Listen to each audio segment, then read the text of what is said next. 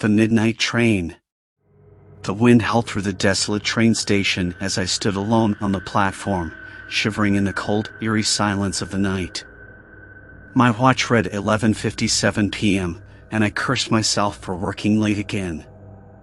I knew the last train home was at midnight, and I'd promised my wife I'd be there. She'd been alone with our infant daughter all day, and the guilt gnawed at me. I peered into the darkness down the tracks, desperately hoping to see the distant headlight of the approaching train. Minutes ticked away, and anxiety welled up inside me. I checked my watch again, and it now read 12:01 a.m. The last train had left, and I was stranded here in this ghostly silence. Defeated, I turned to leave the station, my footsteps echoing in the emptiness. Just as I reached the exit, a bone-chilling sound reverberated through the air, causing me to freeze in my tracks. It was the mournful wail of a distant train whistle, but it was far different from the cheerful notes I was accustomed to hearing. This was a lamenting, haunting sound that sent shivers down my spine. I slowly turned around to face the platform, and my heart sank into my stomach. Emerging from the thick veil of fog, a train materialized, but this was no ordinary train. Its once gleaming steel now appeared rusty and decrepit, and the windows were cracked and shattered. The train was an eerie shade of pale green, its flickering lanterns casting an otherworldly glow. I watched in horrified fascination as the train pulled into the station, its wheels screeching on the tracks.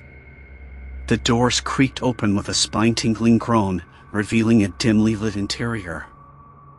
I couldn't see anyone on board, but I could feel eyes upon me, watching, waiting. As if in a trance, I took a hesitant step toward the ghostly train. My instinct screamed at me to run, to flee from this unholy apparition, but I was drawn to it, as if some unseen force compelled me forward. Each step felt heavier than the last, and the sound of my own breath echoed loudly in my ears.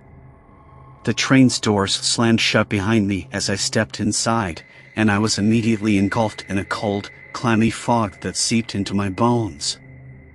I stumbled down the narrow aisle, peering into the empty seats, searching for any sign of life. But the seats were all vacant, and the air was thick with an oppressive silence. A disembodied voice echoed through the train, chilling me to the core. "You're not supposed to be here," it whispered, the words dripping with malevolence. Panic surged through me as I desperately tried to find the source of the voice, but it seemed to come from all around, from the very walls of the train itself. I turned to make my escape, but the doors were sealed shut, and there was no way out. The train began to move, picking up speed as it hurtled through the darkness. My heart raced, and I clutched the edge of my seat, unable to tear my eyes away from the window. Outside, the world had transformed into a nightmarish landscape of twisted trees and shadowy figures that danced in the moonlight. I realized with a sinking feeling that I had entered a realm beyond the living, a place where the boundaries between the living and the dead blurred. The train continued its relentless journey through this spectral landscape, and I was trapped, a prisoner in this haunted nightmare. I had no idea where it was taking me, but one thing was certain: I would never see the light of day again. As the ghostly train sped into the heart of the night, I could only pray that I would somehow find a way to escape this unholy journey and return to the world of the living. But deep down, I knew that the midnight train had claimed me as its own, and I was now forever lost in the realm of the restless dead.